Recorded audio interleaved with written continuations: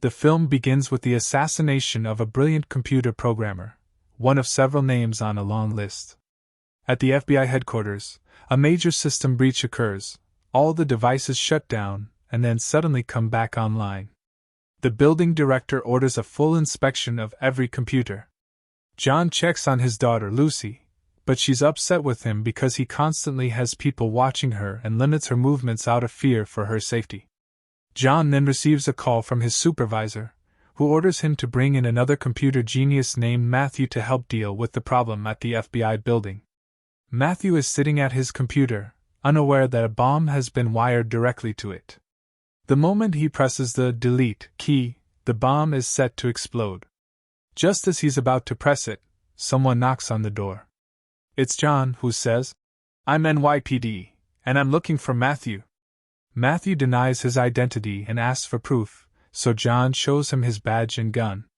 At that moment, another young man appears and calls Matthew by name, confirming to John that he's the one they're looking for. They tell him that the FBI wants him. Outside Matthew's apartment, the gang is watching, waiting for the explosion.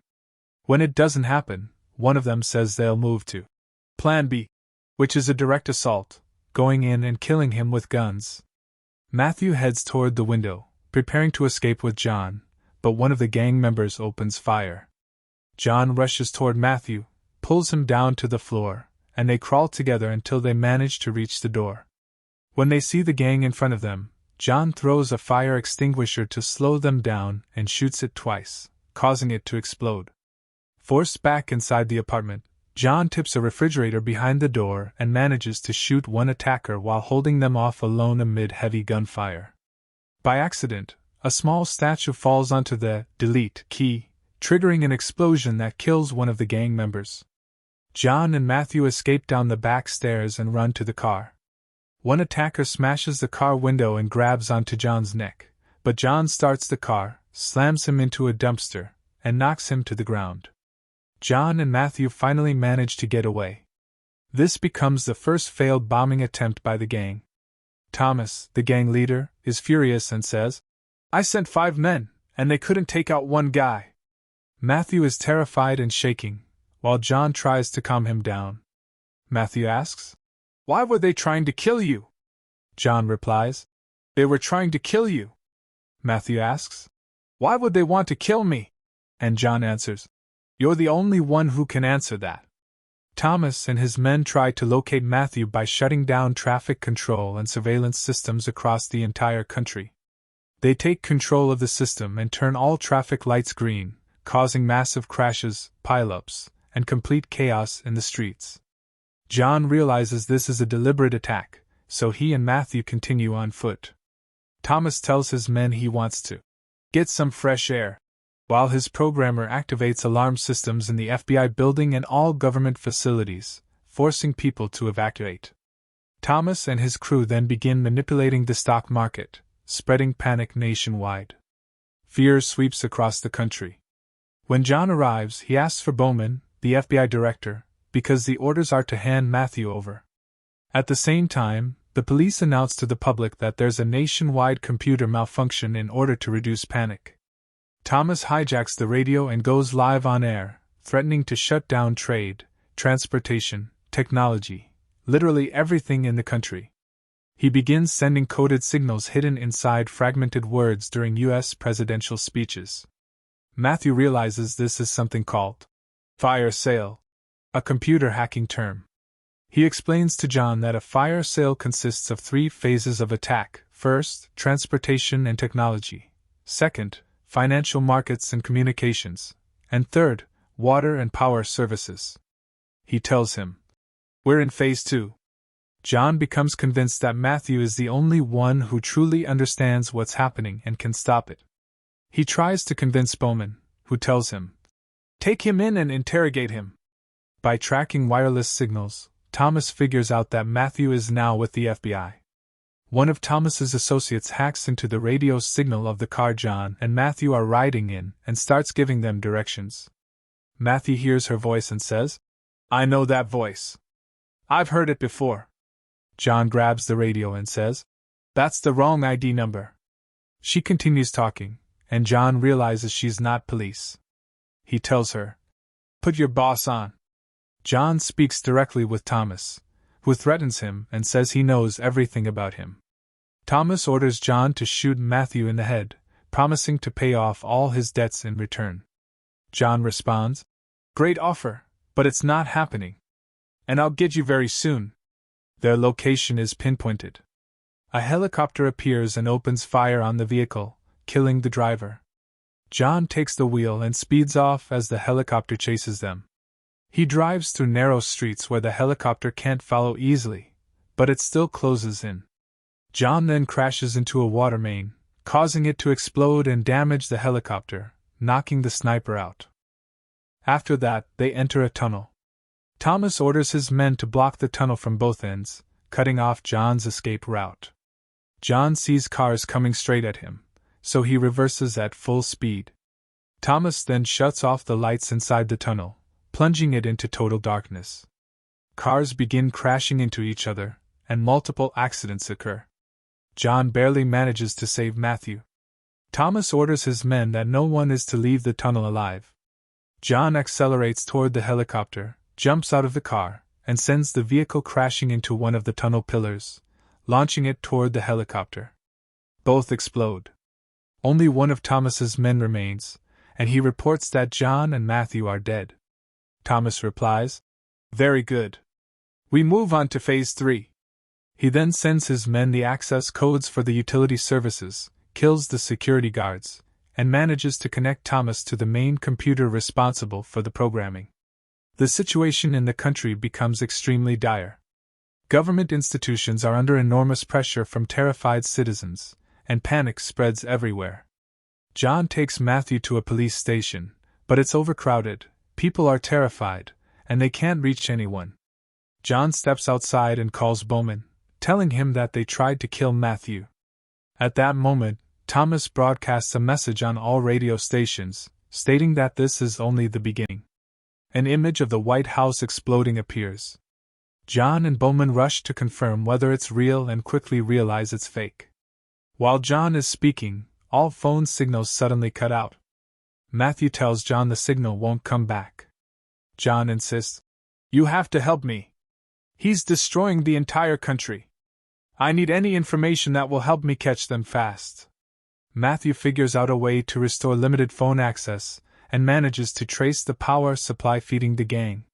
He explains that if they reach that building, they can stop everything. At the same time, another group from Thomas's gang takes over a power systems company in Virginia. John and Matthew head to the same location. The gang realizes they're in the building and starts moving toward them. A firefight breaks out between John and one of the attackers as they head toward the control center, and John takes him down. John and Matthew reach the control room. John holds the Asian woman at gunpoint and orders her to stop, telling Matthew, "Start working." She fights back hard, punches John, and knocks him to the ground. He quickly gets back up, hits her, and tells Matthew, "I'm done." She attacks John again, throws him out of the building, then twists Matthew's arm and forces him to undo what he changed. At that moment, John drives a car straight into the building at full speed. As she's about to kill Matthew, John storms in, pins her on the hood, and smashes through everything in his path. He drives the car into the elevator shaft. John tries to get out of the car, and so does the woman, still fighting fiercely. John nearly falls but manages to hold onto the door. One of the gang members opens fire at him, but Matthew strikes the attacker from behind with a metal bar, saving John. As the car falls, John grabs onto a cable at the last second. The car crashes with the woman still inside and explodes. Matthew returns and manages to slow down the programming process. Thomas calls one of his people, but John answers instead and says, "If you're calling the Asian woman, she fell from the 4th floor." Thomas responds, "Very good. We'll make this a personal war between you and me." He then orders his men to redirect the gas toward their location and blow the place up. Matthew has the call running on video between John and Thomas. John tells him to take a screenshot and send it to Bowman. The moment Bowman sees the image, he recognizes Thomas immediately. John asks, "You know him?" Bowman replies. Yes. I worked with him before on the security system. He's the man who told management the system was weak. Matthew then tells John, We have to get out of here now. John grabs Matthew, and they run as fast as they can, hiding inside the trunk of a car just as the explosion hits. John steps outside and realizes that Thomas has cut off the power across the entire country. Matthew tells him they need to go to Freddy, the only person who can help them. They take a helicopter, and John asks, How are we going to find Freddy's place? Matthew replies, It'll be the only house that still has power. And sure enough, they find him. Freddy doesn't like John's appearance, and has never trusted the police. He asks John what he knows about Thomas, then explains Thomas's background, how he was the one who exposed weaknesses in the security system, but was eventually fired. Thomas realizes that Freddy is hacking his system. Meanwhile, Lucy is in a different location, trapped inside an elevator. Thomas restores power to the elevator, records her, and sends the video to John, threatening him with it. John is shaken. Freddy manages to locate Thomas's position. John heads for the car, and Matthew asks, What are you going to do? John answers, I'm going to kill him and save my daughter. Matthew decides to go with him. Thomas reaches Lucy, ties her to a chair, keeps the best programmers for himself, and kills all the others. John and Matthew arrive at Thomas's location. Thomas realizes someone has breached the site, and sends his men to kill them. Matthew activates the alarm system, and Bowman learns that this facility is the central hub that collects all financial data across the United States, and that Thomas himself designed the entire system, meaning he can control all the country's money.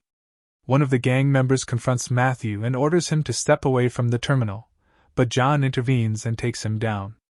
Matthew falls from above while trying to escape, but manages to reach the main control unit and prepares to reprogram it. Another gang member enters as Thomas tries to justify his actions to John. John fires back. You're just a thief trying to steal the money. Matthew is brought before Thomas, who attempts to remove the virus Matthew planted. Mike, one of Thomas's strongest and most skilled enforcers, tries to kill John, but despite his speed and skill, John manages to defeat him. Thomas's men load Lucy and Matthew into a car, followed by a control vehicle. John spots them and jumps onto the car. At the same time, Bowman is airborne, heading toward their location. John manages to reach the driver and kill him. Thomas hands the control device to Matthew and orders him to stop what he started. Matthew responds, If I stop it, you'll kill me. Thomas strikes him, trying to force him to comply. John, now inside a large truck, calls Freddy and tells him to hack into the FBI system immediately and connect him to Bowman. Freddy succeeds. Bowman gives John the route they're taking and confirms that Thomas, Lucy, and Matthew are all in the same vehicle. A fighter jet appears. Thomas hacks into it and feeds the pilot the description of John's vehicle, labeling it as the terrorist car and ordering it destroyed. The pilot opens fire on John's vehicle. John shouts, You're shooting the wrong guy! But the pilot keeps firing, destroying more than half the vehicle. The car nearly falls off the bridge, with the jet flying beneath it. John almost falls but clings to the door. A crate falls into the jet's engine, and the pilot completely loses control. John lands on the jet, then leaps at the last second onto a broken section of the bridge as the jet crashes and explodes. Thomas reaches a second location, shoots Matthew in the leg, and threatens to kill Lucy if Matthew doesn't stop the hack. Matthew agrees. Thomas has a plane ready at the site, and orders his men to load everything onto it. Just as they're about to leave, John bursts in, opens fire, and kills them. Thomas is holding Lucy, and John reassures her, telling her not to be afraid. The last of Thomas's men shoots John, knocking him to the ground. Lucy tries to help John and shoots the man holding her. Thomas grabs John, jams a gun into the wound in his shoulder, and starts pressing it in. John grabs Thomas's arm, fires back, and hits him in the shoulder. Thomas is standing behind him, and the bullet strikes his heart, killing him. At the same time, Matthew kills the man holding Lucy before he can shoot John. Police and paramedics arrive on the scene, treating the wounded in ambulances. John goes to check on Matthew and thanks him for saving Lucy. And that's where our film ends. If you enjoyed it, don't forget to like the video and subscribe to the channel. Thanks for watching.